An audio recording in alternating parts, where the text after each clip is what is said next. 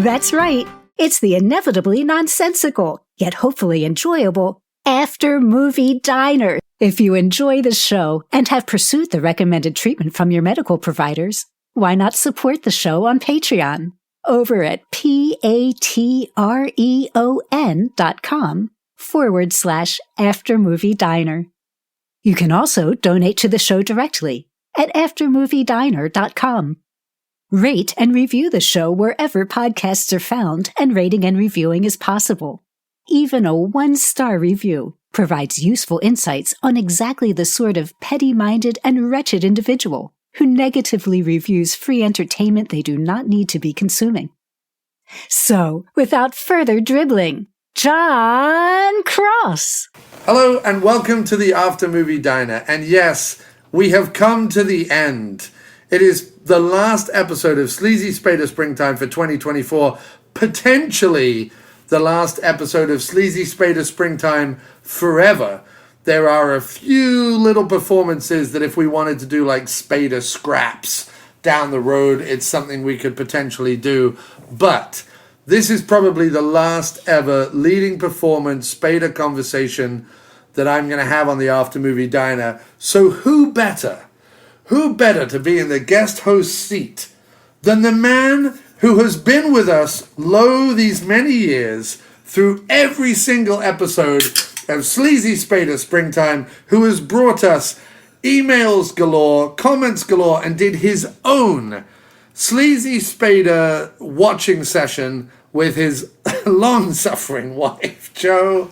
It is none other than Andy Lunn. Sir, you are here in the After Movie Diner basement. How do you feel? I feel good. Yes, I'm suitably sleazy. It is fantastic. Yeah, you are on a very loose seat. Yeah. You are on a leatherette armchair that makes farting noises every time you so much as move. Oh, it's Sleazy Spader Springtime. Welcome to the show. Oh, it's a Sleazy Spader Springtime. I want you all to know that if you please, there's James Spader Sleaze and it's got nowhere else to go. So loosen all your blouses, give your nose a damn good blow, 'cause you know we're gonna give you what for, politely, because it's 2024. Sleazy Spader Springtime Show. Oh yeah, it is 2024's Sleazy Spader Springtime Show.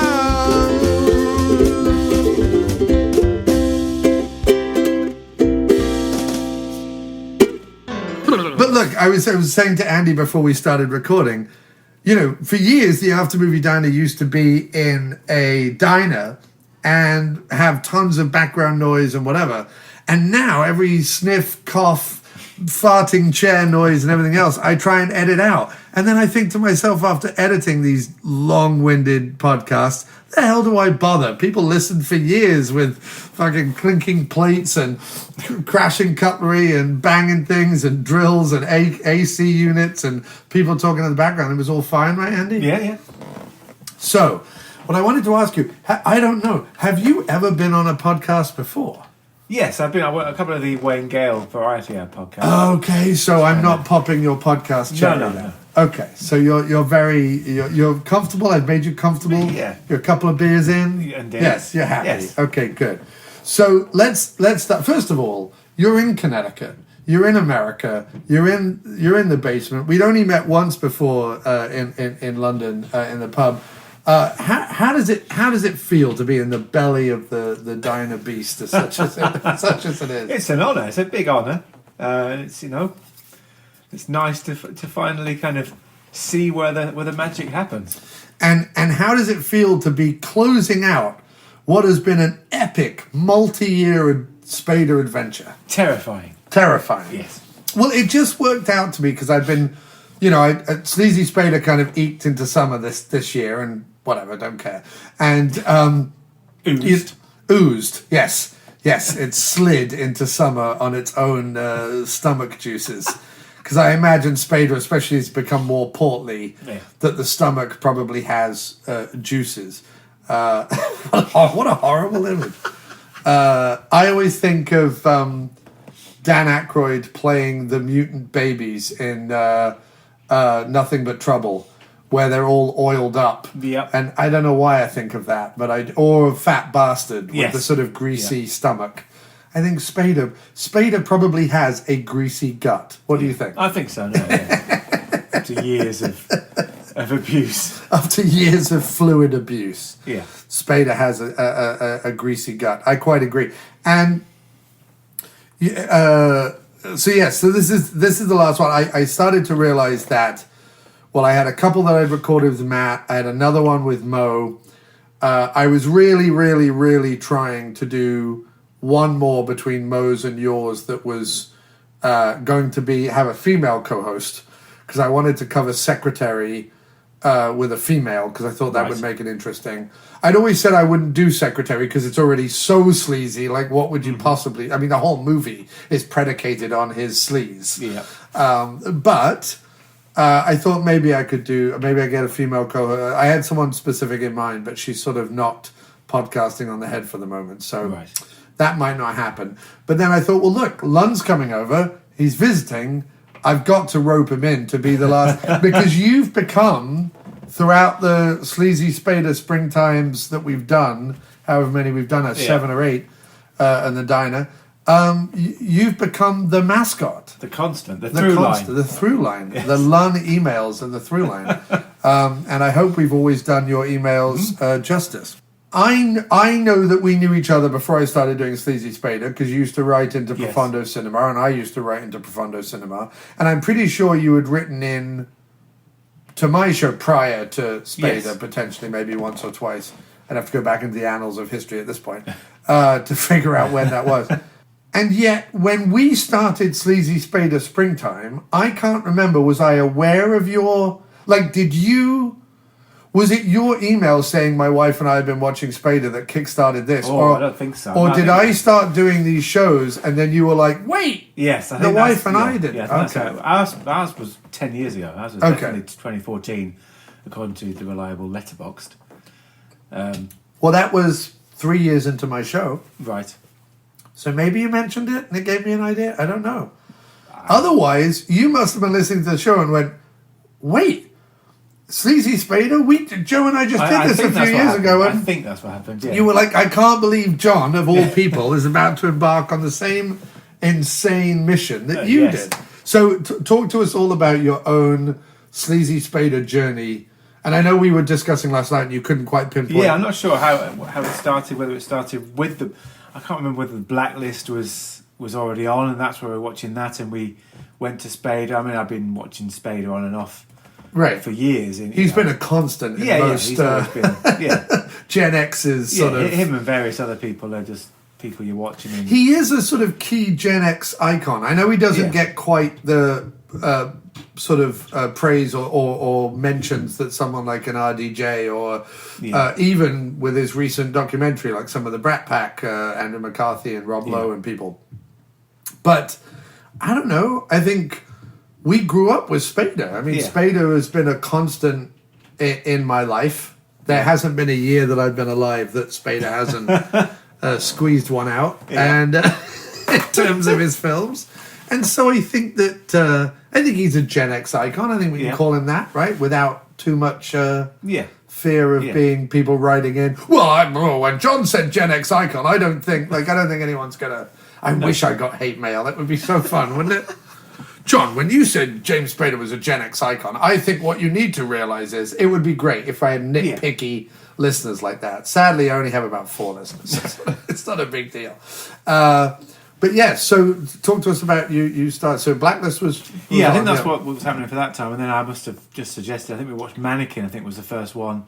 And then I have this, I'm about the only person I think left in the UK that has a online postal rental DVDs. Yes. Cinema Paradiso, which are very good. Yeah. I don't, Yeah. I'm not sponsored by them or anything. No, but don't mention them because I didn't even know there was still an online DVD rental place happening anywhere in the world. So yes, it's the same as the kind of Blockbusters and all that were before. And, right, okay. So you have a list and you put titles on there. So I think from memory, which is poor, that Beer addled. that I just put a lot of them on there, and then Yeah. every week I was getting two at a time.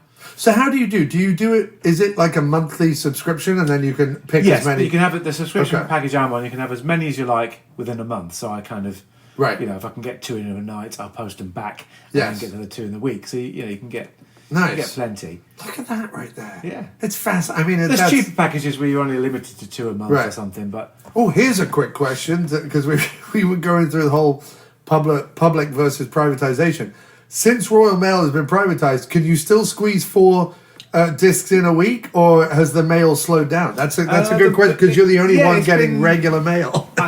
Sunday mail, I think, was still just a thing when I started, and when that, or Right. at least Sunday collection. Okay. So when that stopped, that was kind of like, well, Yeah. I'm missing out here because Yes. if I don't get it in Saturday, Yeah. I can't post it on Monday. And did you used to write to, because our mutual friend Mark Burns is in the Yes. postal service, did you write to him, make sure No, my I've discs never- come in the mail? I've never bothered Mark on the postal situation. I think he gets enough grief.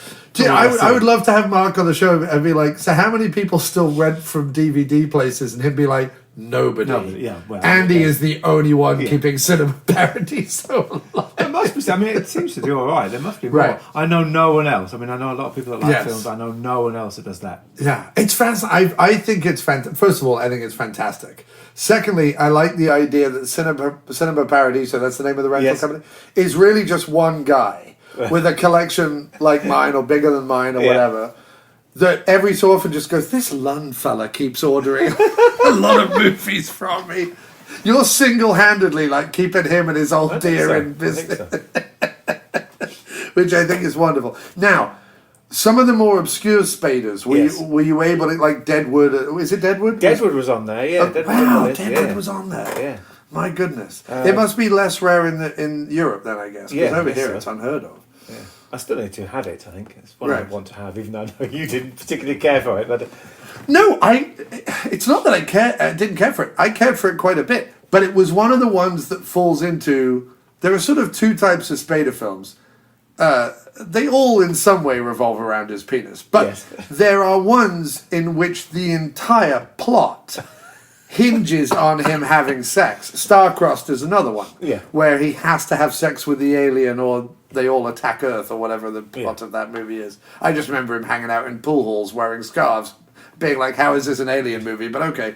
I don't remember much about Star-Crossed, but I do remember him wearing a lot of scarves. Which maybe is where his scarf fascination that continued into the blacklist started. could be. But then there are ones like Deadwood where, yes, okay, the plot is, man washes up on island, woman Yeah. takes him in, and it's sort of a Misery-style plot where the woman Yeah, kind yeah. of slowly becomes kind of a crazy captor. But the movie still hinges on the idea that Spader is having his way with this woman. Like, there's so many movies that basically hinge on the idea of Spader having it away with a woman. Or many women. Yeah. And he's never hidden the fact. Like, No. Boston Legal is another series that, although it's fantastic and it makes a lot of political points, there's a lot of comedic points, and, it's pro people over 50, like the cars Yeah. tend to be over 50, and we were talking the other day, like, what is incredible about Boston Legal is you've got Captain Kirk, Murphy Brown, Larroquette, who was in Night Court, you've got Selleck shows up, Magnum Yeah. PI. You've got all these, Betty White is on there. You've got all these iconic TV, American TV, Yeah. like Mount Rushmore, right? You have all these iconic TV American actors, and yet the show essentially is still like, how many subordinates can Spader have his way with? Like, Yeah. because the show starts and he's been knobbing Lake Bell. Yeah. Then he goes on to knob Rhoda Meacham. There's even some indications that he would quite happily sleep with Betty White if she Yeah. He would happily nail Schmidt if Yeah. Shatner would let him. Oh yeah, I forgot about that. Yeah. He has a dalliance with his secretary, who was played by the woman from Halloween H2O. She was one of the 4 kids Right. with Michelle Williams, Josh Hartnett. Oh, yes. She's one of those 4. Anyway, she's a very attractive brunette girl. She's in one of the episodes because she keeps telling Shirley that he objectifies her and Right. and grades her sweat. Oh, yes, that rings a bell then. She leaves, and then the next assistant he gets in, the blonde girl, Melinda or whatever her name is, she has some credit issues. Yeah. He beats the Yahoo from Texas and gets her credit wiped, Yeah. and then she's all over him like a rash, like the whole show. And then at the end of the show, he marries Shatner. Like, it's the whole show is from one minute he's, it's all about the ladies, and then towards the 5th season, it becomes about like this weird bromance that has emerged. So there's a lot of movies like that Spader has been in. So you saw Deadwood, you saw Star-Crossed. How many did you make it through? Did you make it through pretty much all his starring films? Yeah, I think it was 20. So, yeah. Yeah. It was quite a big... And it ran from, I think we started March all the way through the year. And how did your wife take to that? How did Joe take to that? Most of them. I think she quite likes the Spader, so most of them was fine. There was a few she didn't watch. So, we'd get the video the DVD from cinema parties, and you shouldn't judge don't judge a book by its cover. No. Usually judge a... But she saw Eyewitness or something, and she was like, I'm not doing that. Watch Eyewitness. No. 2 Days in the Valley, I can see people getting, but Eyewitness, that's a bit of an obscure one. But no, it's a fascinating treasure trove once you go down into the Spader well.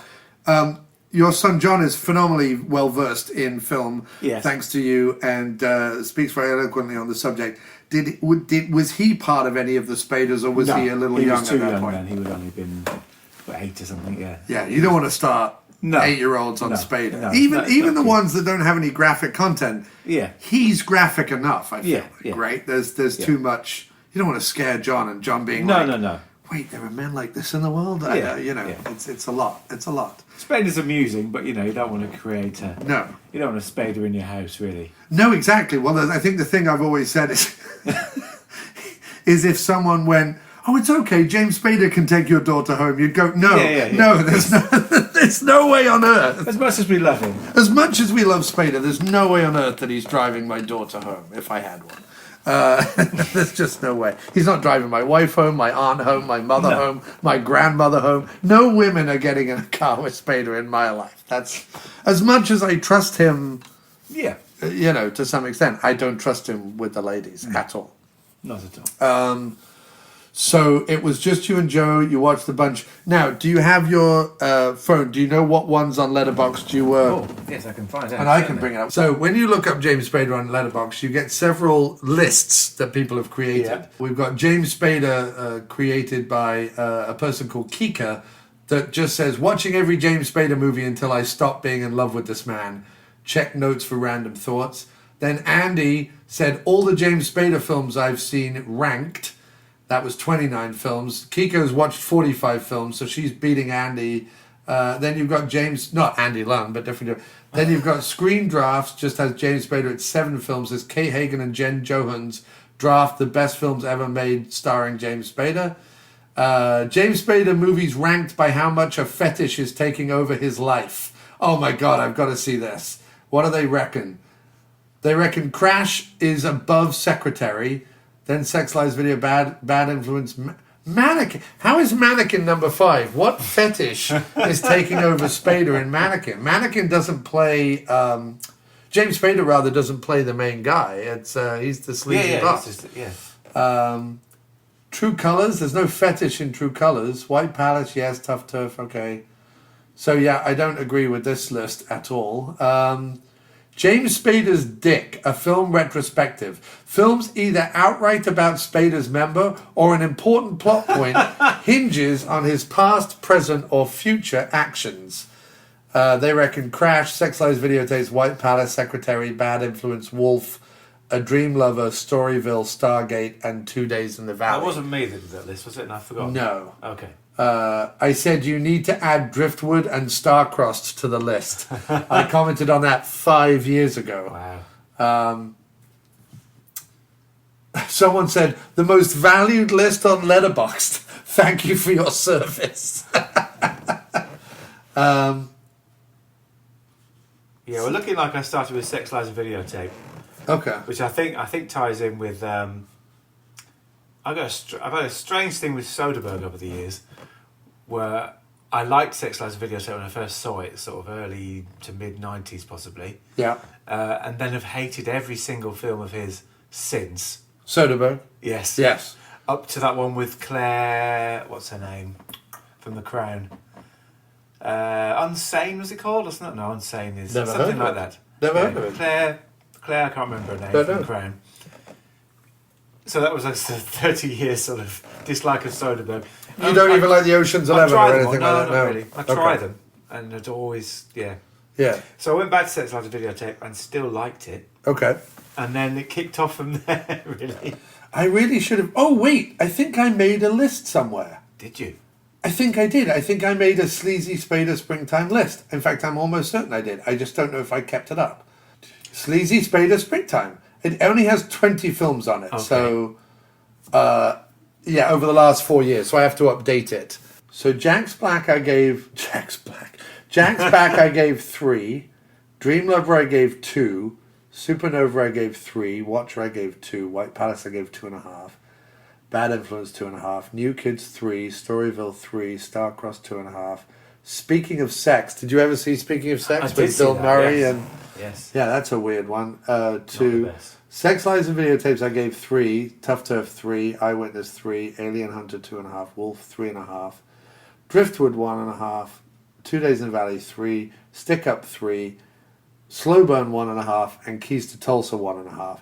So in my list, Wolf it was my favourite Wolf is Spader good. so far. But I haven't added the last 3 years of Right. Spader to this. And you've got 29 there, did you say? There's 20 here because this is 20. the first 4 years. I've got 20 Spader films in 2014, according to Okay. Xbox. The only person, 16 is the most watched person behind that, is Christopher Walken. Okay. And what was your highest ranked So I Spader can film? then if I then do that, then Wolf's up there. They're 5s. Yeah. Sex, Lies and Videotape, Wolf, Crash, Secretary. So all the big ones, really, isn't it? Right. And then the worst ones. Critical Care, which I've since rewatched and preferred, and I didn't give any stars at all to Bob Roberts. Okay. I haven't seen that. I don't think he's in it very much. I think that's what happened there. See, I think I need to reevaluate this because I give Driftwood the same amount of stars as Slow Burn and Keys to Tulsa. Right. And Slow Burn and Keys to Tulsa are far worse than Driftwood by about 500%. Drifter, I've given 4. Oh, really? Yes. You're so generous.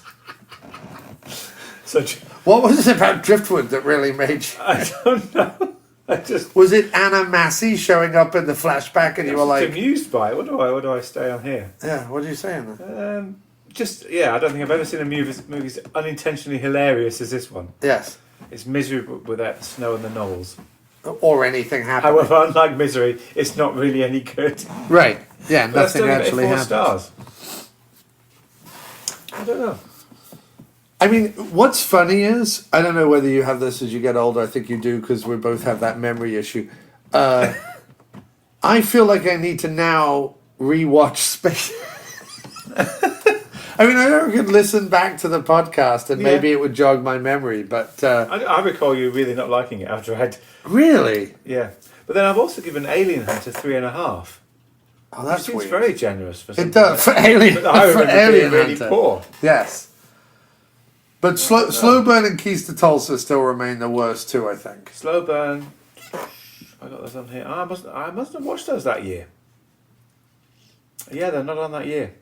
Okay. That's right. Then maybe I slipped into the following year. So if I just, because as this is the last episode, I feel like we should also do, we are going to talk about the Pentagon Papers, but I also feel like we should do just a bit of a overall kind of chronological look at Spader. Okay. Now, did you watch any of the early ones that I haven't seen? Stuff like Endless Love or A Killer in the Family or anything like that? No, my friend's gone on and on about Killer in the Family being very good. Oh, really? But I've not Because been that's able to find Mitchum, it. right? Yeah. Spader's just a... I think he might be a very Mitchum fan. Actually. Yeah. That's probably why. Okay. Because Spader's just a bit part. He's Yeah. not a main. Yeah, what about Greasy Lake? Did you watch Greasy? I did. Is that the Stoltz thing? It's like a on 30-minute Stoltz thing, right? Yes. Any good? No, it's shit. Okay. Sleazy Spader Springtime is technically all feature-length films, Right, okay. that star James Okay. Spader. And You have to have your rules. I have to have guess. my rules, and my problem is that I cannot abide Eric Stoltz. I Right. just cannot. He is, to me, he is anti-cinema. Right. Like if the only, like Pulp Fiction, I'll give him Yeah. for like the few minutes that he's in. But Okay. even in Pulp Fiction, I'm like, he's trying too hard Yeah. to do the Tarantino patter Right. that someone else, Samuel L. Jackson, does effortlessly. Okay. Or even John Travolta does effortlessly. And I feel like he's trying so hard that when that scene comes on, I'm like, oh, Stoltz, fuck off. Like, I just... Okay. Stoltz, to me, is an anathema. Like, I It's just not you don't have a ginger issue, no? No, I love the ginge. Okay. I myself, before my beard went white, Okay. was one of a proud part ginge. Okay. I never had a lot of ginge in the top of my head, but my beard was entirely ginge and very proud of it. Okay.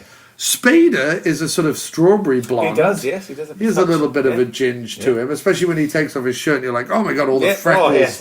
and the pasty ginge pubes that he has on his chest. Yeah. It's always unpleasant. Imagine It's him never. and Stoltz in a similar Well, I scenario. mean, That if would you be- think of Keys to Tulsa's Stoltz has a full frontal scene in that Yes. movie, which no one asked for, No. one needs, no one wanted, but there it is, clear as the day, not pleasant at all. So let's just go through very quickly, Okay. and we're just going to give knee-jerk, like, reappraisals of each movie. So, Right. Tough Turf, that's really his first starring role. Yes. And I think an excellent, fun, weird, because it's one of those movies that comes out the height of the Brat Pack, or around about the height of the Brat Pack, and yet it's like Brat Pack exploitation. It's like Grindhouse Brat Pack almost. It's not. There's nothing mainstream about it. No. It's kind of violent and weird and whatever. And I quite like it. I think Tough Turf it's one of his better ones. Yeah, although I did get it mixed up with the other one earlier, so New I'm not Kids. really sure which. Well, Tough Turf is Downey Jr. and him starting a new high school, and Yeah. he gets bullied and then fights them all in a warehouse at the end with a drum kit. And then the New Kids, which follows on from Tough Turf, That's the what? Yeah. he plays the bully, and he wears that blue cowboy shirt with the Right. white piping and drives around in a pickup truck with his like leering buddies who are like, Yeah. "Ugh." Spader, and it's that one is better. Yeah. yes, and it's Laurie Loughlin, who had obviously become Yes. famous for paying to have a kid get into university, and then it's Shannon Presby, Yes. because that's a person who I've never heard of at all, but did do one of the voices on Cowboy Bebop, Okay. the anime show. It's written by Stephen Gyllenhaal. Is he the father of... No, would he be? Well, how many Gyllenhaals are there in True. the world? Let's have a look. Is Or he Gillen the... Halley. I don't know who that's. Oh, yeah, sorry, Gyllenhaal. According to Letterboxd, I liked New Kids more than Tough Turf. Okay, so get this. And I liked his hair quite a lot in that. The New Kids is written by Maggie Gyllenhaal's dad. Wow. And years later in Secretary... Oh, that's... Can you imagine being Stephen Gyllenhaal and being like, I wrote for that punk kid back in the 80s and now he's all over my daughter like a soggy rash. like a moistened robe or something. You know what I mean? Yeah. Where you go... That puts he a is- new thing on New Kids. Doesn't Yes, it? Now he watching has New Kids will pretended be- to pleasure himself against the buttocks of my Yes. daughter. Which, I have to say, if that's the case, well, it is the case. Stephen Gyllenhaal is the father of Jack and Maggie Gyllenhaal. I had never put that together before, but that's quite a wonderful revelation this late in my Sleazy Yes. Spader knowledge. Star-crossed, Yeah. It was another TV movie, but basically he has to fuck an alien woman or something. What was your memories of Starcrossed? If any? None. None? Okay. Scarves and pool halls, that's all I remember. Pretty in Pink. Pretty in Pink watched again recently. Right, okay. Yeah. Needs more Spader, basically. It needs to be him and needs more of him, needs more of what's her name? Janine from Ghostbusters. Oh yes, Annie Potts. Yeah. Needs completely less of John Cryer. And there's that bit, it's not relevant to Spader, there's that bit where Potts gives what's it called? Ringwald her dress. Yes. Which she completely fucking ruins. Ruins, yes. Yeah. Yeah, I'm not a fan of that. No. Here's what I think about Pretty in Pink. Pretty in Pink to me is, you know how bad the end of The Breakfast Club is? I love The Breakfast Club. I absolutely love it. And the very end with Judd Nelson fist pumping as he walks away, iconic. But the ending where they take Ali Sheedy, who is incredibly attractive as like a fucked up goth, and then make her look like, I don't know, God knows what. Like I mean, I honestly, they don't make her look attractive. They don't make in any way at all make her look attractive at the end of the movie. I have such a visceral reaction to the fact that that's even part of that film. I feel like it ruins everything that film is trying to say about youth identity and whatever.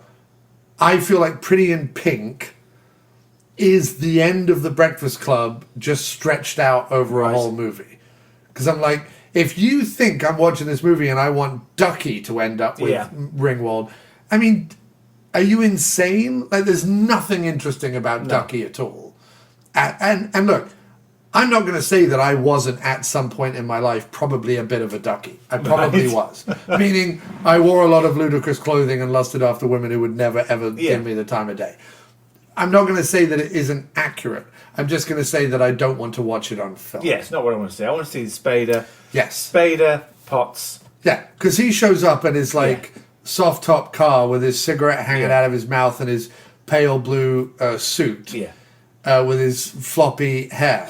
Yeah. And you just go, well, Ringwald would strip naked right there and then and be like, take me in the grass of the high school. Because there's no way on earth that any woman would be like, no, give me Andrew McCarthy, who is as bland as a sheet of cardboard. To the point that I'd even forgotten the McCarthy element there, hadn't I? Right, yeah. Because he's so... I like McCarthy in St. Elmo's Fire. Yeah. And I like McCarthy in Weekend at Bernie's. But for some reason in Pretty in Pink, he's the dullest man who ever existed. He's almost up there with... Jim and I used to like to say that the blandest man in show business was Mark Blucas, who is a very little-known actor who was on 3 seasons of Buffy towards the end as one of her love interests, and he's the blandest man. Yeah. He's weirdly in Night and Day, the Tom Cruise, Cameron Diaz movie. Oh, yeah. And you're just like, who decided to put Blucas in there? Well, McCarthy is pure Blucas in Pretty in Pink, so I've no time for it at all. And I agree with you. I think it's one of the big missteps of John Hughes' career. And it's not a film I would have watched if it wasn't for Spader. I would never have seen it. No, of course not. But did you hear our fan theory that we think the Spader of Pretty in Pink is the same Spader in Less Than Zero? Right. I think that's the same character. Because essentially he's this sort of Machiavellian rich kid who's sort of screwing with the lives of lesser beings. Yes. And that's sort of what he is in both movies to some extent. Okay, Mannequin. One of my favourite Spader performances. Mannequin. I think he's him doing because it's a very Python-esque performance. I feel like he's got the slick down hair. Lithgow-esque. I think he saw Santa Claus the movie without a doubt. Oh, is that what you think it is? Okay. Following it's 2 years after, he saw Lithgow and Santa Claus the movie, and there you go. I'll have to watch Santa Claus. You mean the one with Dudley Moore in it? Yes. I have not seen that literally since it came out. So I haven't seen that. Oh, okay. So it's a Christmas Eve staple in our house. Excellent. Well, I love that. The Lunns sitting down around a... Do you have a hearth in your house? There's no hearth. No. There's no hearth. No. The TV itself acts as a hearth. Yes. With Lithgow and Dudley Moore and... Huddleston. Wonderful. Yeah. Wonderful. That's what a warming image. That's beautiful. Well, I haven't seen that. So when I saw Mannequin, I thought of it more as sort of, it's very Terry Jones-ish, his performance in it, to me. And I love that. I think it's one of his best performances. I'm a big fan of cult Kim Cattrall movies. Yes. Yep. So I love her in Porky's and Police Academy and Mannequin and Split Second. Yes. And Big Trouble in Little China, of course. She's in Star Trek 6. Right. She had a run, and then Sex and the City, to me, ruined Cattrall for me. Not for her, but for me. Like, for her, it was a huge payday. For me, I'm like, Cattrall, you were on the... Yeah, it started well, but then it went... Yeah. So Mannequin, I think big points for me. I would give Mannequin quite high It's still ridiculous, but... Now, Baby Boom, this is another sleazy office Lothario role, right? Before Diane Keaton moves out to the country, he's in it for like a hot second. I had decided not to watch Baby Boom ever again after the last time I watched it. It's not good. No, not for me. But he's in it for like 2 minutes, right? Yes. And it's weird that after something like The New Kids, Tough Turf and Star-Crossed, that he goes back to playing bit parts in bigger movies. Yeah, but, you know. Yeah. Payday. It's a payday. Continuing that trend, we have Less Than Zero. Love that. I'm in two minds about the movie, but I think he's very good in it. I think I loved it. From memory, I love it. That's the. I like that. You know, he Jr. makes thing, Robert Downey Jr. blow people for blow people for drugs.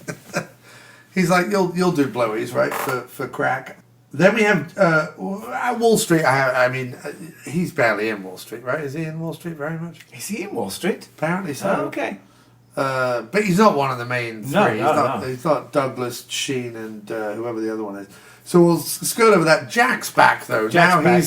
Now he's back in leading role, and I had a lot of fun with Jack's back. I enjoyed Jack's back immensely, I think. I think I did, yes. I mean, I only gave it 3 stars, but I think it was a strong 3 stars. Yeah. That's the one with the 2 where he's there twice. Yes. You get 2 for the price of 1. What more could you want? Sex, Lies and Videotape, again, love Spader, but it doesn't... It almost mutes his sleaze a little bit. Yeah, I guess so. Because you sort of want it to go full, like, erotic at a certain point, and it doesn't. It's a lot of him sitting around talking. Yeah, and filming Andy McDowell. Yeah, and you sort of want it to be pervier than it is. Yeah. Because you can't... You call a movie Sex, Lies and Videotapes, and every 14-year-old boy in the country is like, great, let's rent Sex, Lies and Videotapes. It was pervy when I first watched it. Right. I guess it's... Well, because they're talking about pervy things, but you really want to see them doing pervy things, and they don't do that. Soderbergh, he wets your whistle, but doesn't give you a full meal, I think. Yeah. And I'm bothered by that. As a bit of a sleaze pop myself. Okay. But not to take it away. I mean, it's fine. No, I like it, and it put me, Andy McDowell. I've been a fan of McDowell. Sure. The only fan of Andy McDowell, I think, in the country. A lot of people don't. Well, she's not a good actor. No. No. But she's beautiful, and she's been in some great movies. Yeah. She's in The Player, which is one of my favourite movies. She's in Groundhog Day. Yes.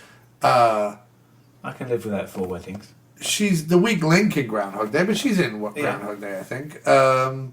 My favourite thing about Andy McDowell is in Spaced, when Mike, the Nick Frost character, is going to try out again for the TA. He's trying to get back into the TA. Uh-huh. He's in the waiting room before he goes into the meeting with the head of the thing. Yeah. And he's trying to psych himself up. And he goes, I'm Andy McNabb. I'm Andy McNabb. And then he goes, I'm Andy McNabb. And then he goes, I'm Andy McDowell. Shit. And it's him he's trying to be like Andy McNabb, the guy who obviously was. And then he goes, I'm Andy McDowell. And he goes, shit. And it's just the way it was my favourite line in Space. The Rachel Papers, again, can anyone explain... the Rachel Papers is a weird one. I remember my sister renting it way back when. Dexter Fletcher is the main character in that. And he looks 12. Yes. And has looked 12... pretty much ever since. For 30 years until now. Yeah. And he has a lot of cavorting around with Ione Skye. Yes. My problem with this movie, therefore, is... how on earth does a casting agent go, well, we'll have Dexter Fletcher as the main guy, and Spader as just the American guy who drops in and out for 30 seconds. No. you have Ione Skye. Either that, or if you want to explain why Spader and the woman are in England rather than in America, cast an English actress. Cast like a bit of English Totty as the main one. Have Spader having all the sex scenes, and have Dexter Fletcher as the boyfriend who shows up and everyone hates. Because I don't want to watch a movie where Dexter Fletcher and Ione Skye get naked. I have no interest in that at all. He's only in it for like 5 minutes, and it's very, very weird. So not interested in that one. Bad Influence. That's the low one, yeah. I think the low's more of a weirdo in that, isn't he? He is. So another through line of a lot of Spader films is one person manipulating another person. Right. So, for example, we covered Shadow of Fear recently. He's the manipulator in that one. But in Bad Influence, Lowe is manipulating Spader. So Spader's not a complete novice at the beginning of the movie, but he's certainly a little naive, but then kind of gets taken on this sort of Faustian journey almost, with Lowe being kind of the devil trickster in his ear, and him being, but Spader sort of slowly becoming embroiled in. Do you have any memories of that? Not really. No. White Palace, I think at the time we talked about White Palace. What was your feeling on it? I'll tell you my feeling on it. It's an odd one, isn't it? It's kind of, it seems to be, it's more of a big Hollywood one where it's meant to be, a big sort of sexual thing, but it's based on a book written by a Jewish guy about being a nebbish Jewish guy in a Jewish fraternity who lusts after women but never gets them, and then he meets a broken older like diner waitress who always wanted to be Marilyn Monroe but is just a broken diner waitress, and they start a love affair. Neither Spader nor Sarandon are, like, Spader's not nebbish and nerdy enough, and Sarandon is not broken enough. She's too attractive and voluptuous, and he's too attractive and waspy. Who's the casting agent who, when they go, it's a book about a Jewish fraternity, well, we've got to get that well-known Jew. Now, if you'd cast Mandy Patinkin or something... That would, I don't know, is Pentagon Jewish? I feel like he could at least pass for Jewish, even if he's not. But he's of the era, he's of the age, he could have... But when you see Spader walking along with George Costanza, Jason Alexander as his best friend, I'm like, no, these two don't go together. It just doesn't work. So that was my...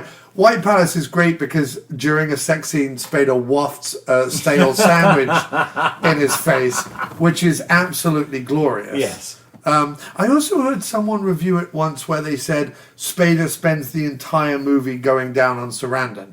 Now, there's only one cunnilingus scene in the whole movie.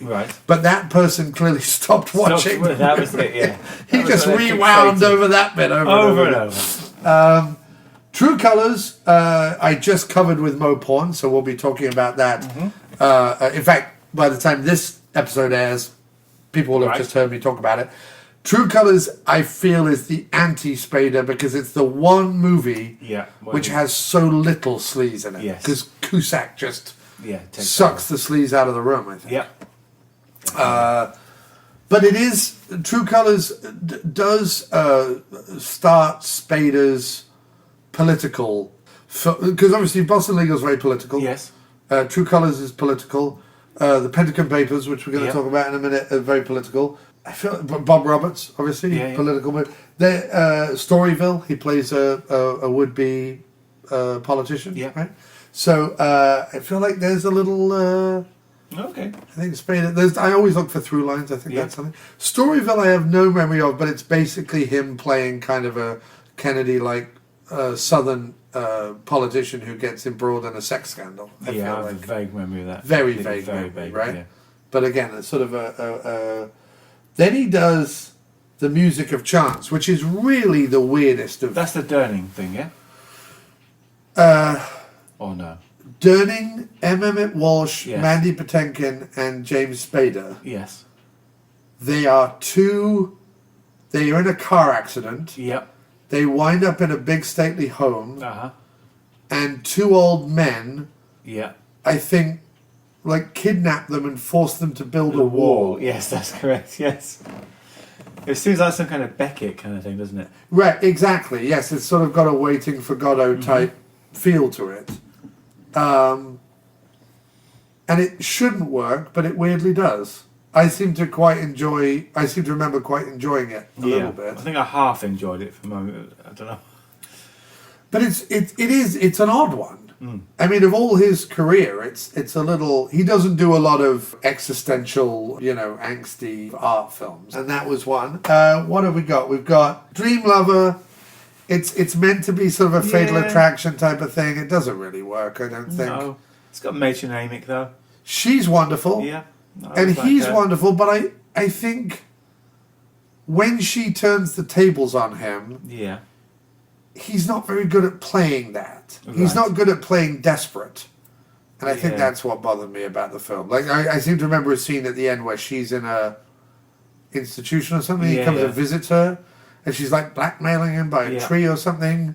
And he's meant to, like, spaz out a bit, but he doesn't. I felt like he couldn't play that. Yeah. I don't know why. I have that memory in my head. But wonderful. So, I mean, if you want to see two pretty people, have glossy mid-90s or early 90s nookie. Yeah, then you're there. Wolf, wonderful. I love Wolf. Wonderful performance. My favourite Nicholson in there as well. I mean, Spader versus Nicholson is a fantastic. With Pfeiffer. And Spader gets to be a bit of a werewolf himself. Right? The wolf stuff is maybe a bit silly, but then that's werewolf movies, surely. I love Nicholson bounding through the wood with his sideburns. I think it's absolutely tremendous. I would have loved to have seen more bounding Spader. There isn't enough. No, there's not, is there? Bounding or slithering. Yeah, and the bit with the bathroom scene where he pisses on his shoes. Maybe he could have become a were-lizard. Yes. Spader could have become like Creature of the Black Lagoon, except pervy. Yeah. Well, the Creature of the Black Lagoon's a little pervy because he goes after the woman. Yeah. But imagine basically Spader's skin goes all scaly except for his face because you can't cover up the money. No. You can't cover up the money maker. You need the space, yes. Stargate, it's fine. Yeah. I don't think I've seen it since cinema. I saw it in the cinema and I don't think I've seen it since. I think the expectation of Spader Russell in a big Roland Emmerich sci-fi epic should yield more than it actually does when you watch it. Although I think, again, it's another movie that hinges on Spader having sex with aliens. Isn't there one point where he's held up as like a conquering hero or something? I forget. As I say, it came out mid-90s, isn't it? I haven't seen it since then. So, we've got Crash. I like Crash. Crash is good. It's certainly... That's where Spader is just like, oh, this is it. The sleaze is on. There's no hiding it at this point. I am a disturbing cinematic presence. Yes. And everyone from the mid-90s onwards just has to deal with it. Definitely. Driftwood, we've kind of spoken about. Yeah. Keys to Tulsa, hands down the worst. Keys to Tulsa and Slow Burn are my two worst Spader films of all time. I couldn't tell you what happens in either of them. I can't remember Slow Burn. Did I see Slow Burn? Although I think Keys to Tulsa, he wears a tracksuit. That's what I remember. Okay. Oh, yes. I think you're right. And isn't Keys to Tulsa and both Slow Burn one of the few times Spader has dark hair? He dyes his hair dark and has a mustache. I believe so. Oh, he does in Tulsa, yes, definitely. Yes. And I think by dyeing his hair black, he has ruined whatever essence Spader has on screen, because I'm not a fan of that one at all. I don't think I've seen Slow Burn. Critical Care we just covered. Critical Care I didn't like the first time, but the rewatch I did enjoy it. Well, because I think it's an odd satire, because it's not like it's odd tonally, because it's not a laugh-a-minute satire. No. It doesn't make its point particularly strongly. There are some very effective scenes, but I seem to remember it veering from cartoonish nonsense with Albert Brooks to kind of quite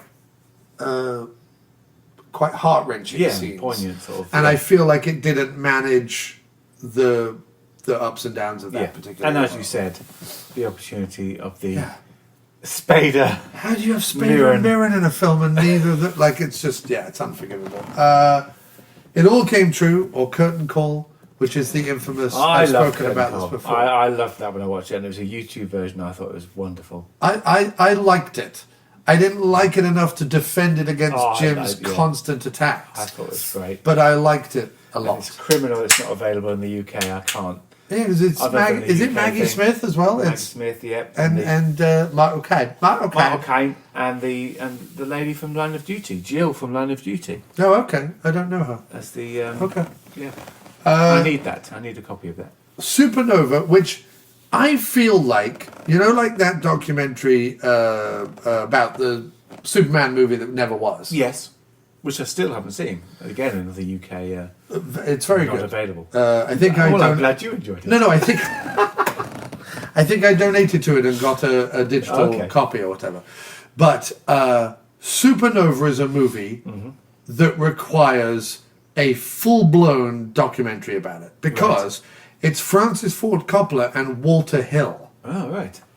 Who put it together. Yeah. But they're not who ultimately ended up making and delivering the movie. Yeah. I don't know the full story behind it, and I'm aching for the full story behind it. It's Spader, Robin Tunney, Bassett, who's one of my friends, Angela Bassett, who I absolutely adore. Yes, not not the sweet. Not the sweet. Not the weird man made out of licorice all sorts. Yeah, Jack Shoulder is the one that finally and he's finishes Elm the Street movie. 2, isn't he? Yes, known for The Hidden, Elm Street 2, Alone in the Dark. Jack Shoulder, he finally finishes it off. But it was mounted by Walter Hill and Francis Ford Coppola. But stuff happened behind the scenes. So I would love to know about that. Peter Fasinelli is the other I like him. Actor in it. Yes, the guy who famously played... I think I liked that then, yeah. Didn't he play a eunuch in one of the movies? Oh, I don't know. Oh, and Forster.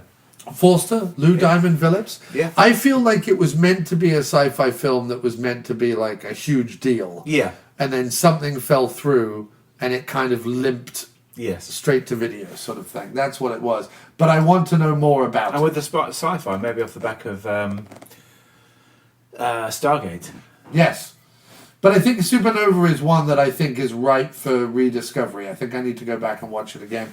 Then we get The Watcher, which is Keanu Reeves playing a bad guy. It's a mess of a film. It's not particularly wonderful. It's certainly, of all his straight-to-video, he's playing a detective or playing a whatever, lawyer or whatever. It's at least, in the top 10. It's like it's watchable. The Watcher is watchable, but I'm not going to say it's a great movie.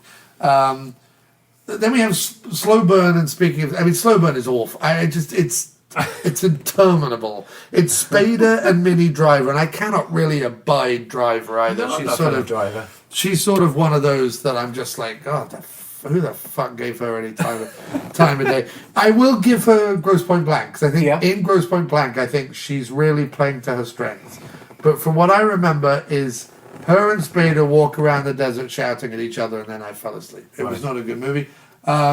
Speaking of sex, is like Americans do Carry On, right? Yeah. That's basically what it is. Not very good at all. Then we get Secretary, which is probably his crowning achievement. Yes. In terms of putting the sleaze on Front Street. Yes. And, as we said, gets to rub up against the daughter of the man he once acted for years earlier. The stick-up. Now, I remember quite enjoying the stick-up. Yes, I think I like that, yeah. He also has a bathtub sequence, which is quite... See, what the things I remember from each Spader movie are not the plot. It's all to do with, did Spader get it on with a chick? Stick-up is great. Then we come to the Pentagon Papers. Yes. And we just watched the Pentagon Papers today. Yeah. I had never seen it before or didn't know anything about it. And I know quite a lot of American history, and I know quite a lot of, especially around sort of the 60s and 70s, so the sort of JFK, Vietnam stuff. I've seen all those movies, and I feel like Vietnam, especially, is a movie that's a war that's been done almost to death at this point. And everyone's had their own take on it. This was based on essentially a very big, long document that was drawn up by multiple sort of think tanks and government organizations and da-da-da-da-da, that basically says, well, the war's a sham, but don't tell anyone, kind of thing. Or the war's a loser, and don't tell anyone. And it sort of explains that 4 presidents in a row understood that it was a loser, yet still weirdly went ahead and tried to wage it. Yeah. Even though they knew full well that what they were doing was not right. Spader, this is a unique movie because Spader plays a real life person. Mm-hmm. He perms or curls or wigs up or has extensions or something. What goes on with that hair? His hair in quite a ridiculous bouffant way. And when you see the real guy in the video footage at the end... It's accurate. It's quasi-accurate, but he didn't have the height or the weight. No. He had the curls, but he was much thinner. But Spader would want to go further. Yes. Deeper into the character. Spader was like, the most I'll do to look like this guy that I look nothing like Oh, you look nothing like him at all. is I'll have some curly hair. That's about it. Definitely. And what's funny was I feel like as we were watching it, you and I were both like, well, this looks like just a cheap made-for-TV movie. Yes. It didn't strike us as particularly accurate. No. There was not much attempt to make the period seem... it didn't look like the 60s at all. Like when you think of JFK, and I understand that JFK is set both in the 60s and then later. Because the Garrison case is not till later. But it seems very authentic. Yeah, whether we've been spoiled, but maybe we've been spoiled by Mad Men, and that's very authentic, and all the set design and production values. This was cheaper. Right, this was made for FX, and I think it was 2003. I don't know when FX started as a network unto itself. It's sort of the adult HBO version of Fox. Right. So Fox is now mainly known for Fox News. But Fox News is its own entity. Mm-hmm. You have 20th Century Fox, then you had like the Fox network, which was, along with ABC, NBC, and CBS, the 4 public-owned networks that used... they were the 4, like BBC One, BBC Two, ITV, and Channel 4. They were like the 4 networks. Yeah. And then FX was sort of the slightly more adult, slightly more... take a chance kind of cable channel that came out of Fox. I don't know when it started, but I get the feeling that this is early on in its I think so. career, right? Because now FX does like American Horror Story, I think. It did Louis before CK got cancelled. But round about the time that AMC was doing Mad Men and Walking Dead, FX suddenly was like, oh, we need to get... And then they started doing more series. 2003, though, was pretty early, I think, in FX. TV movie. I feel like there wasn't the money there. Yeah. But it does have a pretty starry cast. You get Giamatti as his sort of hippie radical friend. Yeah. You get Alan Arkin as his...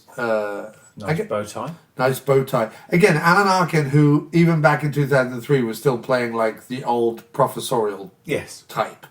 I feel like Alan Arkin played like the young, naive, whippersnapper boob for like the first half of his career. And the second half of his career, he's just played like cuddly old Uncle Alan kind of thing. And I love Alan Arkin. I think Alan Arkin is fantastic. And he actually was Emmy nominated for this role. The only person in the whole cast who was Emmy nominated. Not much out that year then, I guess. No, I guess not. He didn't win, though. He was nominated, but he didn't win. Spader as the main guy. Dan Ellison? I think so, yeah. Who is he playing in... Daniel Ellsberg. Oh, right. So Dan Ellsberg. We get Claire Filani. Yes. Sort of... adrift in the late 90s, early 2000s, as sort of why is anyone putting her in stuff? But they did. They continued to try. It's like I was saying recently, about who's that guy they keep trying to put in stuff that I fucking hate? Glenn Powell. Oh, yes. Like, can we stop making Glenn Powell a thing? And Claire Filani was one of those like 90s, early 2000s actresses that I was like, we don't need to make her a thing. No. Like, no. She's completely forgettable in this. Completely. You need, and it's also interesting because I think the bit of information that we need to always remind ourselves is that Spader, when in Massachusetts growing up, palled around with John Kennedy Jr. And so I feel like not only with his politics, but also with some of the films he does, I think he likes kind of playing around in that oeuvre, because she's sort of a bit Jackie O-ish. Yeah. A little, right? Do you know what I'm saying here? I think a little bit. So Alan Arkin, Claire Filani, Spader, Paul Giamatti. Who else? Kenneth Welsh. Kenneth Welsh, Wyndham Earle, Yeah, who you love. But not being very, he's an actor that can do stuff, and that is. Oh, he was very short-changed. He was just there. It could have been anyone. I mean, really, only Spader and Giamatti really get to do anything. And both have strange hair. Both have very strange hair. They've decided that they want to go for full skullet for Giamatti, where he has the long hair down the back and bald up the front, and I'm just... Reggie Bannister from Phantasm I was going to say that. Can pull it off. Yep. And your man who went on to become a governor of somewhere, who was in... Jesse Ventura. Jesse Ventura. Yes. The wrestler who was in... governor of Minnesota. Minnesota, right. Ventura can pull it off. Not many people can pull off the skullet. No. And Giamatti not pulling it off. And it's always one of those things where I feel like a costume designer and a makeup artist. Yeah. If, he put on his costume and then he went across to makeup and he put on his makeup. When he stepped out of the makeup trailer, didn't everyone in the crew go, "Oh, come on, you can't put that on screen as a serious." You know what I'm saying, right? Yeah. Sometimes I watch these movies and I go, "Who okayed that?" Yes. Well, it wasn't even. I mean, Reggie Bannister. That's his hair. Yeah, that's it. I know it's his hair, but that's the limit of acceptability of that kind of do. Yes. Yes. They were going for that, I think, but they should have just got Reg. Reg would have been great in this role. I love Giamatti, but Reg. I mean, can you imagine Reg and Spader? Like, it would have been wonderful. What is mostly odd about this film is when we finished it, I read up a bunch in the trivia. Mm-hmm. And apparently, Daniel Ellsberg is a real guy who, really did... He basically photocopied some top secret documents because he was so offended by what was happening with the war.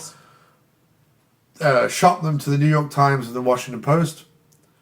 The Tricky Dicky, the Richard Nixon, tried to shut down both papers from publishing it. Mm-hmm. The Supreme Court says, no, you cannot infringe the rights of a free press. So they are able to publish the rest of them. And then the judge in Spader's case basically calls a mistrial. Yeah. And makes Spader go free. Even though Spader's on the hook for treason, possible life imprisonment, etc., he just gets off. And it almost doesn't sound like a true story in that sense, does it? Right. Well, this was my problem with it, is that it ends with a whimper, not a bang. Yeah. There is no... the thing that's amazing about JFK is we don't know who killed JFK. Yeah. Yet you come away from that movie going, oh, I know. You come away from that movie going, oh, it just... Even as you get... But once you get older, you kind of go, oh, that's ridiculous, and that's nonsense, and Oliver Stone made that up, and that's a bunch of lies, and that's exaggerated truth, and that's Hollywood bullshit. You still love the movie because there's enough energy to it. There's just... And every 5 minutes, there's a Tommy Lee Jones or a Jack Lemmon or a... And they've all got a tasty scene. Like Jack Lemmon at the racetrack is a tasty scene. Donald Sutherland in DC is a tasty scene. The last 40 minutes in the courthouse with Kevin Costner grandstanding about the magic, but it's a tasty scene. And to the left. Back and to the left, right. I remember being a teenager watching JFK and finishing it and being like, when those documents become, you know, at the end it says like the documents will become public knowledge in That's soon. whatever. I go, when they become public, I'm going to America. Like, I got really excited. Yeah. I got very excited about it. Obviously, now that I'm an adult and I know how bureaucracy works and, you know, how governments are culpable and also hollow and villainous, most of them, you know, I don't care as much. But back then it was, you get to the end of the Pentagon Papers and you go, well, that was the thing. That happened. Nice hair. Nice hair. Good hair. I like the hair. And I suppose I understand the point of the film. You know, dissent does not mean disloyal or whatever that phrase is. Don't confuse treason with dissent or whatever it is. Or don't confuse hating your country, or dissent with hating your country, or whatever it is. But it's not an interesting enough character study. It's not an interesting enough study of the times. Yeah. I don't know. You tell me. What did you think? Yeah, of I mean, I hated it the first time. I'm not sure if I actually finished it. I was bored of it. Okay. I enjoyed it this time, I think, because of the hair. The hair is... And because I was watching it with you. Yes. And we could discuss it. I think I watched it on my own the first time, and yeah. Oh, yeah, so difficult to watch on your own. If you want to enjoy it, then, you know, enjoy the hair and watch with you. Right. I mean, that's the only way it seems to work. Otherwise, it's boring. Otherwise, it is boring. And it's boring, I think, because does it tell us something new? I don't know whether it tells us something new. I mean, it does to some extent. I think it was a little revelation to me that there were... First of all, I'd never heard of the Pentagon Papers. Like, Right. I'd never heard of... Which, considering someone who prides himself as knowing quite a lot about American history and Vietnam and JFK and that whole era especially, I find it odd that I've never heard of them. Isn't it funny he's been in the Pentagon Papers and the Rachel Papers? One of the trivia on the Pentagon Papers is James Spader also starred in the movie with a similar name title, The Rachel Papers. Right. And you're like, neither of them have anything to do with each other at all. But yes, he has starred in 2 movies that end with the word papers. If he'd starred in The Paper, it would have been a trifecta, but with Michael Douglas. Yeah, it's a weird one because I'm kind of, it is interesting to know that the presidency was, because at one point he says it's not the government, it's the office, meaning the Senate and the House weren't part of it. It was very much the presidency, you know, whether it was Eisenhower or Johnson or Nixon or Kennedy, it was them pushing for it. For their own political ends, rather than it being it's not a conspiracy. It's not thousands of people covering stuff up. It's like, you know, a few guys at the very top covering it up. And I suppose that's an interesting bit of information. I mean, not that I didn't think that the presidency was corrupt. I know it is, but or at least compromised. But to have it confirmed is interesting. I think what's weird is we got to the end of the movie and thought, well, okay, that was sort of a cheap TV version of like JFK Light was sort of how we took it. Yeah. Yet when you read the trivia, and again, I don't know how much this is accurate, but when you read the trivia, the producer, who didn't reach out to any of the real people until after the movie was made, the producer, when he showed it to Daniel Ellsberg, apparently Daniel Ellsberg was... First of all, Daniel Ellsberg's autobiography, which did come out shortly after this movie, was not out when they made the movie. But the producer was very sure to try and make some things weirdly accurate in the point that apparently, and again I say apparently, the sequences in Vietnam that when we watched them, we thought they were hilarious because it looked like they were just running around some woodland in California or whatever. apparently, the producer went as far as to figure out times of day that he was in the bush fighting, the way people were dressed, the topography of the location, things that were said. Like, apparently Ellsberg watched the Vietnam sequences that we openly laughed at. Yes.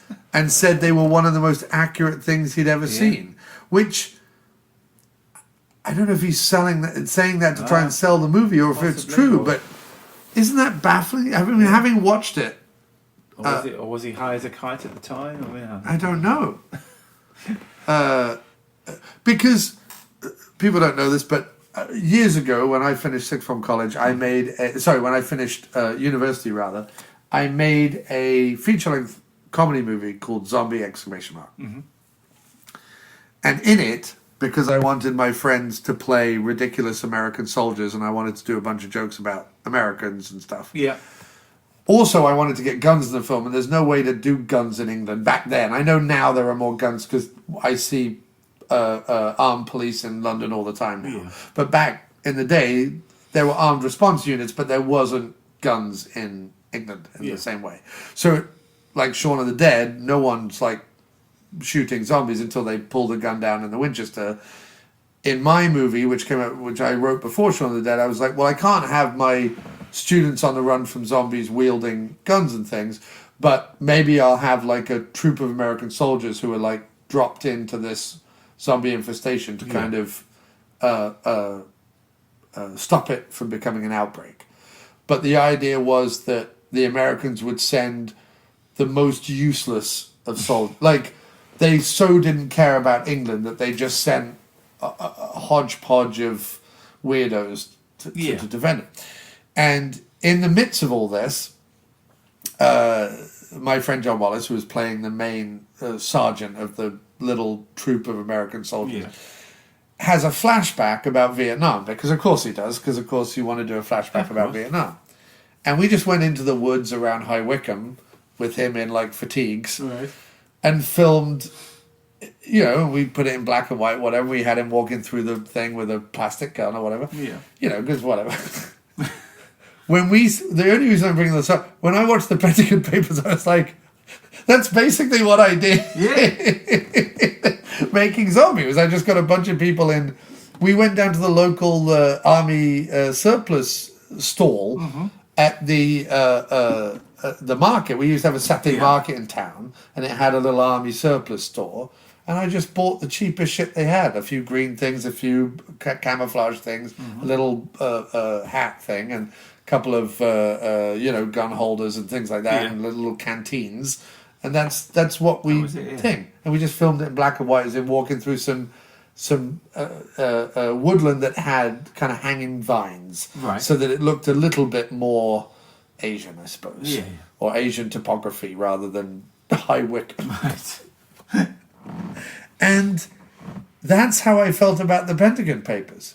Yet here's Daniel Ellsberg, who literally went out into the killing fields for 6 months and said it was the most accurate depiction he'd ever seen. I'm like, have you seen Apocalypse Now?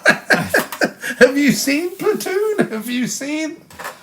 Like, did he watch those movies? I think he was just being nice. Do you think that's what it was? I think he's just being as nice as he could about it. He also claims... He did mention the hair, no? He never mentioned the hair. Well, not in the trivia on IMDb. Okay. I would have to dive deeper, and I'm not sure I'm prepared to do that.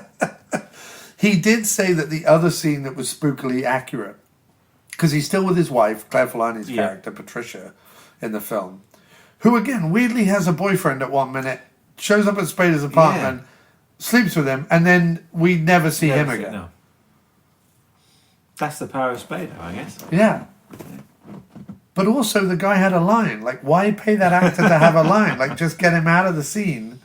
Because one thing, if someone's silent on set, you only have to pay them per diem or whatever, like the whatever you pay them. But if someone says a line, they're then a featured extra, and they get a little like. I would have. He has one line. I would have knocked him on the head. Whoever this producer was very liberal, apparently, with his spending. There was a scene at the very beginning where, of course, Spader goes to a big stately home, and of course, a bit of Totty walks across the crowded room. And of course, Spader's like, well, hello, my dear. Like the American Terry Thomas that he is.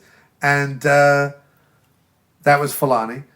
And he's still married to her. But apparently in that scene, even though the producer apparently never contacted Ellsberg, didn't read there was no biography or anything yet, apparently that scene and their dialogue, Patricia and him were watching it, went, how the hell did they know what we said? Yeah. And thought it was incredibly accurate. So, for something that to me looked like a fairly cheap TV knockoff of JFK, was apparently, according to the man who was there, the most accurate depiction of America in the 1960s he'd ever seen. Yeah, he's either making it up, I think, for the, to try and promote the thing, or maybe some PTSD. I don't know. There's something going on there. Now, Spader took the role probably for the politics. Yeah. And the money. And Claire Fulani. But another film where he doesn't need to be, and yet, throughout the movie, a Lothario. Yes.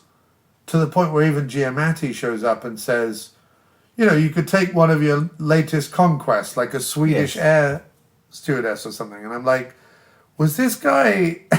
like... Is the only thing that's not accurate about it is that that Spader brought his sleaze to Ellsberg, and Ellsberg was like, "Yeah, make me look sleazy." Yeah, we saw the real guy. I think. I don't see him looshing its way through Saigon. No.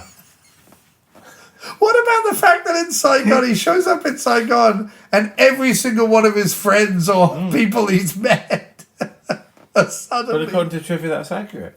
That's an accurate thing. He showed up and Giamatti was there, and I'm like, what? And then you had Fulani shows up. Yeah. Because she's doing a radio show. Just happens to be in the area. It's only broadcast in New York. It's not even a syndicated national radio show. She's not even a real journalist. She just has... She basically has this podcast, but in New York. That's basically what she has. And she's there surrounded by... 6'4", big-chinned, muscular Navy and military soldiers, interviewing them for whatever. Probably swooning over every single one. But no, slightly pudgy, curly-haired, purse-led Spader, and she's all over him like a cheap suit, right? Yeah. Oh, yeah. So... I mean, I don't know that I'll ever watch the Pentagon Papers again, but interesting to know that Spader can even... I'm always interested that even when he's playing a real person, and even when he's in like a TV movie and can't go full bore Crash or Secretary, that he manages to bring the sleaze. Yeah. It's unique to him. It is. And it's what we come back for. It's what we want It is what we come back for. So, obviously, there are a few more Spader films that we could talk about, but I think basically people get the idea. And I don't want to go on too long, but I also don't want to shortchange people. I just want to quickly look, what else have we got? Eyewitness, Alien Hunter, Shadow of Fear, and then we get into like real bit parts, like Shorts and Lincoln. Yeah, and once he gets a bit older, he's getting shortchanged, isn't he? But he's in Boston Legal then. I mean, it's once he starts TV, he does The Practice, Boston Legal, and then Blacklist. And the Blacklist is a good decade, I think, isn't it? So it's at least 10 seasons. Yeah, a good sort of retirement package. It is. There. It's exactly 10 years, 2013 to 2023. So 2013, so that ties in with that's Spader season in 14.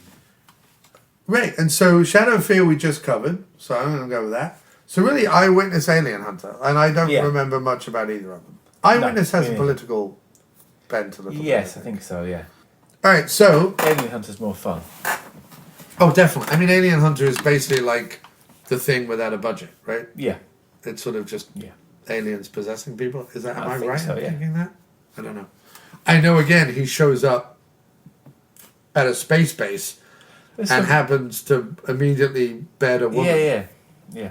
Like within 5 minutes of getting there. Like he shows up. It's a kind of communion type thing, isn't it? I think it's... Is it? Yeah. Okay. I think it's similar to that in a kind of weird But again, I feel like talking about all these films, I just want to go rewatch them. I just want to bask in the glow of Spader. You'll be disappointed quite a lot. Yes. I think that's what we're learning, is that although the We lure love of him, yes, the lure of Spader is there, but the films he's in are not great a lot of the time.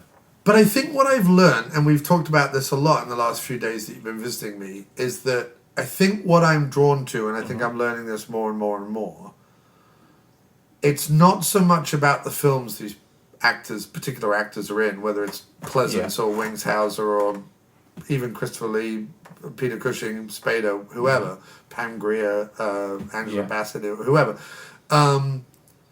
It's that they're Michael Moriarty. It's that their presence on screen is unlike almost anything else you see. Yes. There isn't, even Stoltze and other people, they don't, Downey Jr. or Rob Lowe or any of them, they don't, Spader is an island unto himself. There just isn't another... That's true. There isn't an actor I can think of that went, like in this movie, we see him one end of the pool. There's a swimming pool. He's at a party, at a gathering. He's at one end of a pool. And you see a blonde woman at the other end of the pool.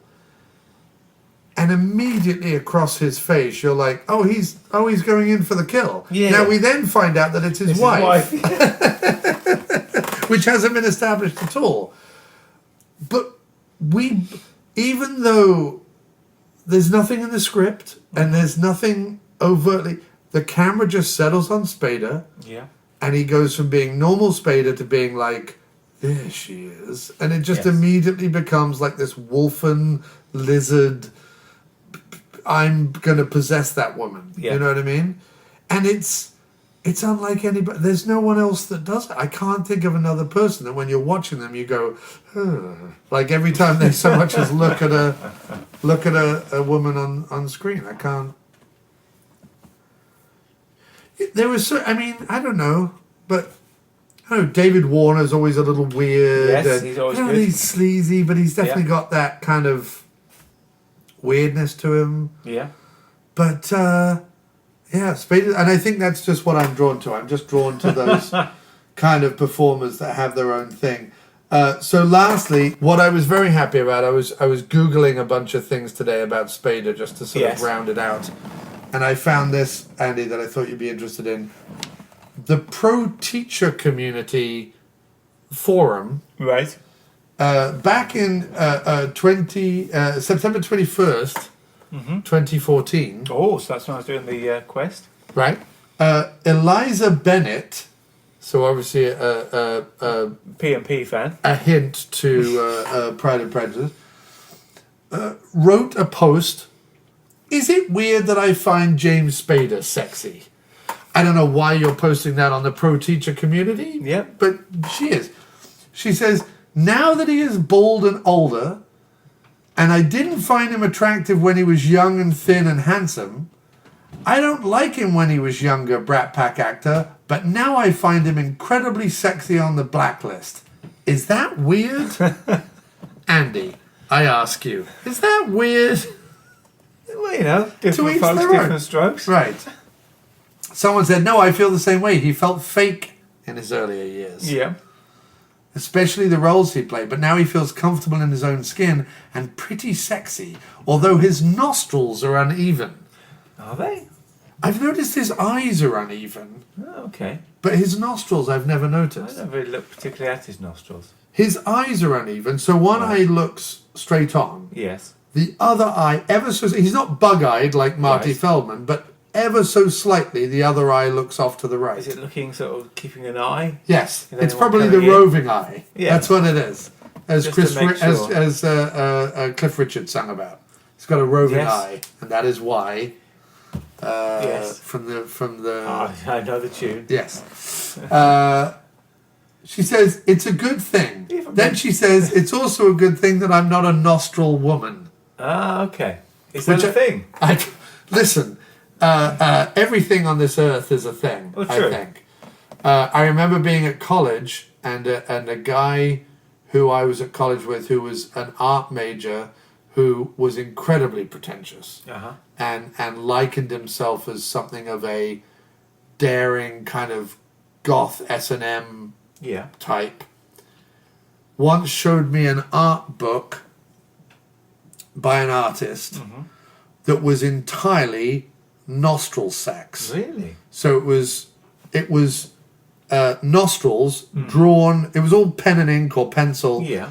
It was nostrils drawn very large and distended with penises, dongs, members going into them. Right.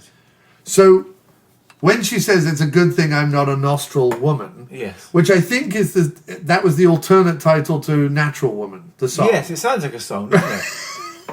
You make me feel like a nostril woman.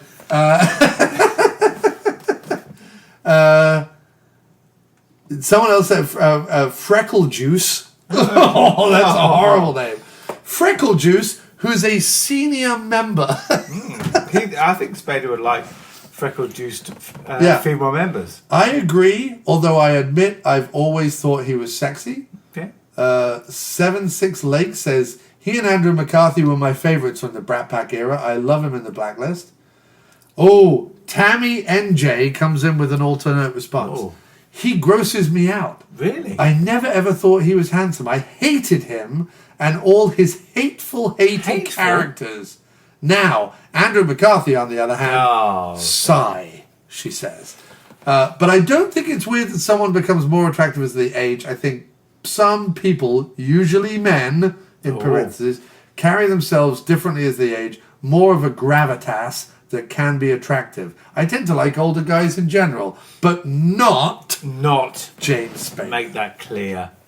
So anyway, if anyone's interested, Google pro teacher community. Is it weird that I find James Spader sexy? Because it is a look into the minds of female teachers who may or may not find James Spader sexy.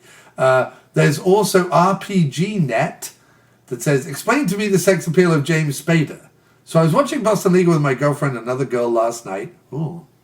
His girlfriend and another girl. Interesting. Watching Boston Legal. And both of them turn into little moist heaps whenever James Spader is on screen. This doesn't seem to be an uncommon view among women I know. Now, I like James Spader just fine, but I am at a loss to see his chubby, smug sex appeal. Chubby. You see, she may be watching a later series. Yes. I don't know that we're going to have... early on.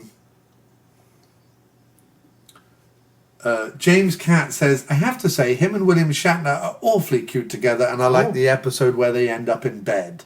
Oh, okay. Again, so, different folks. I'm having a hard time not seeing that as two penis costumes. Really? Penis costumes? What are they? It's probably the flamingos. Yes.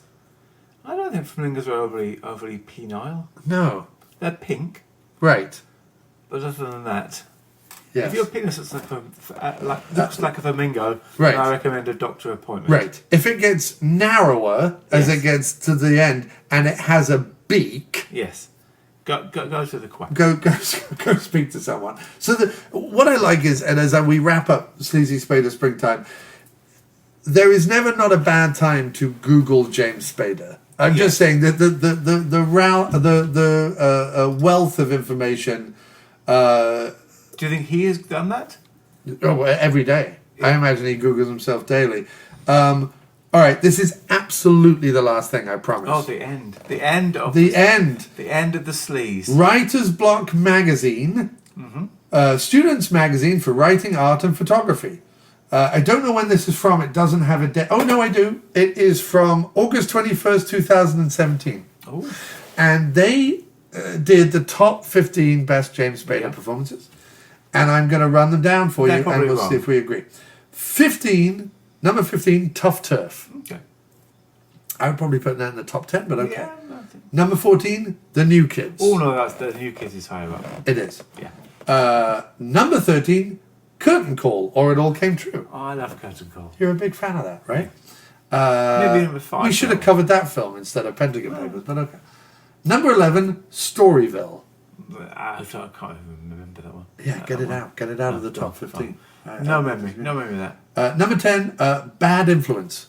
as you said, Cusack is the... Oh, no, that's the other one. Rob Lowe one. Oh, God. All I remember about that is there's a big stately home with a big party, and he broadcasts Spader having sex on a giant projector screen for all of his like parents and girlfriend to see. I don't remember that. Yeah, that's what I remember. Yeah. Like, it's a horrible humiliation. Like, it's this... I can't even imagine it being a... Well, it's still low down in the 15. That's probably, It's 10, yes. Pretty good Number price. 9, Wolf. Now, No, I would have Wolf Wolf is in the a lot top higher. 5, Yeah, right? Just for the movie alone, if not for Yes. Spader. Yeah. Number 8, Less Than Zero. He's not in it enough. No, he's not, is he? He's just not in it enough. He's not a... When he's on screen, he's a very commanding presence, but he's just not... He's not in it enough I for like my it, taste. but yeah. It's not. Number 7, The Music of Chance. Wow, these people have really done their research, because that's not one you just trip over and find. No, I'm still not crazy about that one myself. I'm not crazy about putting it in number 7. No. But it does break the black hair rule. It's the one rule where he Okay. does have a black hair and a mustache that isn't slow burn and therefore is... Yeah, that moustache there is impressive. Yes. Also, considering it's a movie about two men building a wall, Yes. they still cram in a sex scene with Samantha... Mathis? Mathis, I Of think. course. Spader, yeah. Spader. 2 Days in the Valley. Oh, Taste of Too Bad. No, that's not great, is it? It's a terrible movie, but Yes. he's a hitman. There's no need for him to be sleazy, yet he is. But he is, yeah. And Spader got an early Charlize Theron Yes. sex scene. Yeah. Which I'm not sure, like, can you imagine Theron and Spader now? Like, she is still a statuesque beauty, and he's a blob of sausage meat. Yes. But he is very handsome in 2 Days in the Valley. Yeah. White Palace, it's No, not in throw my that top out, 15 throw that at one all. out, yeah. Don't agree with him at all. No. I understand why, because they think, you know, there's sex scenes, he wafts a sandwich about. Yeah, it's you whatever. like the sandwich. I love the sandwich. You're all on the sandwich. Number 4, Pretty in Pink. No. Well, his bit His bit. Yes. is good. Yes, what it's top 5. It's Not whiz bit. It's not His whiz bit. bit. It's his performances. So they're Yes. not judging the movies. They're judging. Yes. Okay, fair enough. He is fantastic in that bit. He does. He Needs oozes through the film. More him and Potts is what we want. Yes. Yeah. In fact, the movie where him and Potts get together. Him, Potts, and Whizbit. Yes, and Yes. Whizbit get Yes. together. Haha, this Now, way. surprising. Yes. Oh, not a lot of people. Oh, Whizbit, what are you doing? The lovely Debbie McGee. Nobody knows Paul Daniels anymore. He's not around anymore, is he? I think he's dead, isn't he? Did he die? I think he did. Yeah. Good. Sorry. Oh, the lovely Debbie McGee. Now, Debbie McGee, Yes. Spader would have been all over that. It's true. Spader would have This is been. true. You would have spread Spader on Debbie McGee like a rich preserve or jam. Yes. Number 3, Secretary. Come on. Yes, that should be It is, but is it number 3? I feel like it hits the number 1 spot, surely. I think Secretary is quintessential Spader. I do. I think so. This all said, I don't know what's top. I don't know what's top for me, really. Well, number 2 is Crash. Okay. Crash, maybe, yeah. Maybe Crash would be my top. Number 1 is Sex, Lies and Videotapes. I do like this. That's maybe I'll take. I think I need to rewatch it. Yeah. I've seen it 3 times in my life, and each time I instantly forget what it's about. Right. It's just a lot of sitting around in you know. Yes, it's a bit wafty, as you Yes. may say. But, I mean, he's certainly very handsome in it. Yeah. You certainly understand during that kind of flouncy tassel head Yes, period yeah. He's got that, yeah. why women would be. But number 1, I'm just not sure. Number 1, it wouldn't be number 1 for me. No. Watchability is not number 1. No. That's probably Wolf. Yeah. But performance-wise, I'll have to rewatch it. Yeah. But I think there's more to be done. I think what I want to leave the listeners with is, while Sleazy Spader might be ending, I feel like some of these articles about top 15 stuff, or some of these letterbox lists about Spader, I feel like I need to create the quintessential list. Yes. And that might involve me going back and rewatching all the films. All right, so we just recorded the full James Spader Pentagon Papers last Sleazy Spader Springtime episode. only to realise that neither Andy nor myself picked anything to go in the Sleazatorium. And how dare we almost end the whole season without going back, delving one more time into the basement horrors of the Sleazatorium. So, Andy, while we were just watching a very odd James Spader interview that he gave on the Sam Roberts show, in which he said very little, except apparently he was broke, which I just find, before he did the Blacklist, like he was penniless, and I just think that's ridiculous, a bit bizarre.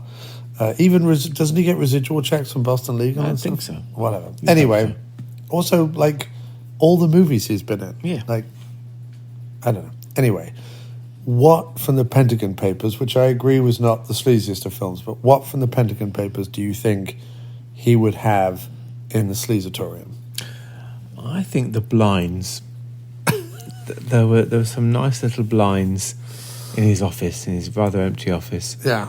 And he'd just be able to kind of slowly open them. Okay. And close them. Yeah. Whenever he wanted. And they'd lead into another room in the Sleazatorium with maybe had sort of certain particular items that he particularly cherished. Right, behind the blinds. Yeah, so he could, if he wanted to see, I can't remember what was in the other one. You know, there was a towel robe, I think, at one point. Wasn't there was definitely a robe. There's multiple robes, I think. So he could slowly open the blind, see little bits of the robe, slowly, as he wanted to, and then quickly release. And it was gone. So you think he would tease himself? Yes. It would be a way to kind of temper his... He sees these blinds in there. Yes, that'll be good for later. I went darker with my choice.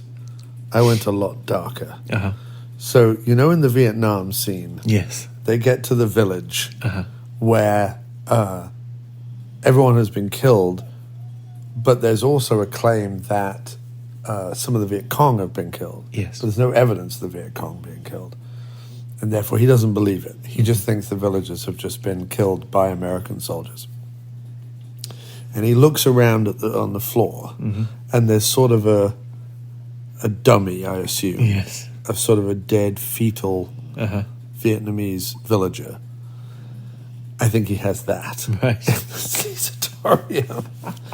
I love the blinds idea. I think he definitely has the blinds. I think the blinds are wonderful, and I like that it's sort of a way to tantalize himself. Yes. But I think that he occasionally goes down to the Sleazatorium and cuddles with a dummy of a dead fetal Vietnamese woman. I would think so. I think that's what I'm putting in there. Yeah. And maybe, I don't know, Claire Filani's nightgown. Maybe he puts the nightgown. Maybe he puts the nightgown on the dead Vietnamese dummy and parades her around as if it's sort of Filani. Potentially, yes. What do you think his wife... well, he doesn't have a wife now, but his girlfriend, his long-term girlfriend, do you think she even knows about the Sleazatorium? No.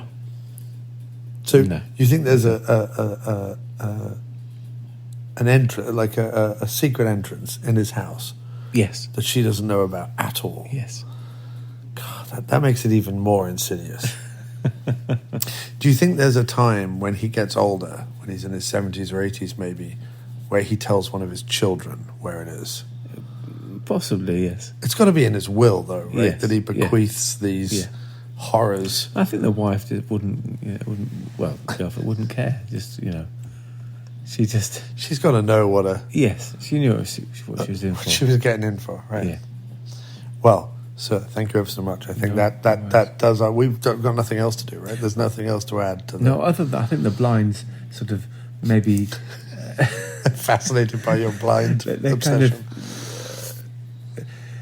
sort of suggest the kind of thing of the Sleazy Spader Springtime, and the fact that you could, if you want to revisit past episodes, you can just kind of slowly open the blinds. And it's there for you. I love it. And I love the little mime you're doing of the blinds. Which no one can see. No, but they don't need to see it. I feel like they can it's feel it. It's a very small blind, though. It's like a mini blind, the way I'm doing it. It's like a mouse's blind. Yes, but yes, it would just slowly let you into the world of Spader. Well, and if you don't like it, then just... I think that's marvellous. But anyway, Andy, it's your first time on the diner. It's the last Sleazy Spader episode. You were the king of Spader before I was. I've taken that torch and run with it. How do you feel about closing this out the way we have? I think we've given it a good go, haven't we? You've covered as much as you can cover. I've tried to cram it all in. You've covered it more than we have tonight, but Right. yeah, I think it's a good end to it, hopefully. I think it's a good end. Yeah. Yes, I wanted to end with a bang, not a whimper. It's sad it's got to end, but, Well, I mean, like I say, we might do Spader scraps one Yes. year and maybe cover Shorts, The Homesman, Lincoln, and Killer in the Family. That would be a little. And Boston Legal, I think maybe. It's a big thing to cover, but I mean. So Boston I think Legal, that's I recently strong. rewatched while I had COVID, Yes. and it was as much of a sheer delight this time round as I remember. I've now rewatched Boston Legal, I think, 4 times. Right. Or watched it 4 times. Like I watched Yeah. it originally, and then I've watched it, I think, 3 times since. And while the first 2 series weirdly, they have a lot of their moments, and they're kind of defining what the show is. Yeah. His character does change by the 5th season. Right. Because when I was held up down here with COVID, I watched the first 2 seasons and the 5th season. Right. I didn't watch 3 and 4, and I have to go back and do that. But Yeah. my feeling is I sort of preferred the ambiguous Alan Shore of the first 2 seasons. Yeah. But I preferred the plot lines of the 5th Okay. season.